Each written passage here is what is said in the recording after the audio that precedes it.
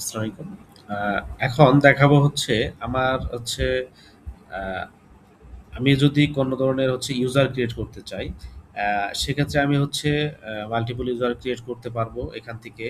আ এরপর হচ্ছে যদি ল্যান্ডিং পেজ বানাতে চাই, অবশ্য আপনার ল্যান্ডিং পেজটা দরকার নাই। আ তবু আমি দেখাচ্ছি।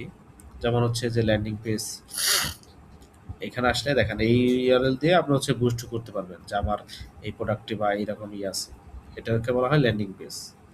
তো এইভাবে ল্যান্ডিং পেজও বানাতে পারবেন। অবশ্য আপনার ল্যান্ডিং পেজটা দরকার নেই।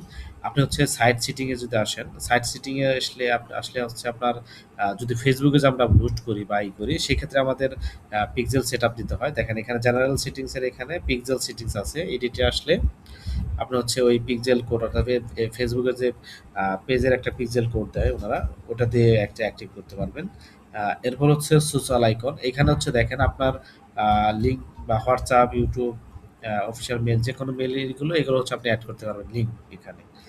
এরপর হচ্ছে কনট্যাক্ট। এখানে আপনার হচ্ছে যেমন আমার এখানে আছে ইনফো বিডি।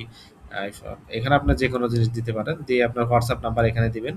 হোয়াটসঅ্যাপ নাম্বার এখানে দিলে আপনার হচ্ছে যে কেউ আপনার হচ্ছে হোয়াটসঅ্যাপে মেসেজ দিতে পারবে। আর গুগলের ম্যাপও দিতে পারবেন। আপনার যদি যে লোকেশনে আছেন ওটার লিঙ্ক দিয়ে এখানে কপি করে দিলে, পেস্ট করে আপলোড করে দিলেই আপনার সাইটের হচ্ছে লোকেশনটা দেখাবে আপনার।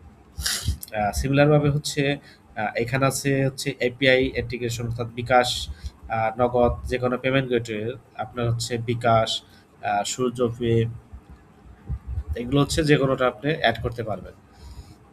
এসএমএস গেটওয়ে আপনি হচ্ছে কোনো কাস্টমারকে যদি এসএমএস পাঠাতে চান, সেক্ষেত্রে আমাদের যেকোনো জায়গা থেকে হচ্ছে এপিআই আপনাকে পারচেজ করতে হবে।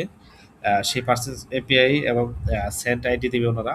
এটা দিলে অটোমেটিক আপনার এসএমএস এর সার্ভিসটা চালু হবে। এরপর হচ্ছে যেকোনো কাস্টমারকে আপনি এসএমএস দিয়ে দিতে পারবেন বা একটা অর্ডার করছে, অর্ডারের পর হচ্ছে তাকে একটা এসএমএস দিতে যাচ্ছে।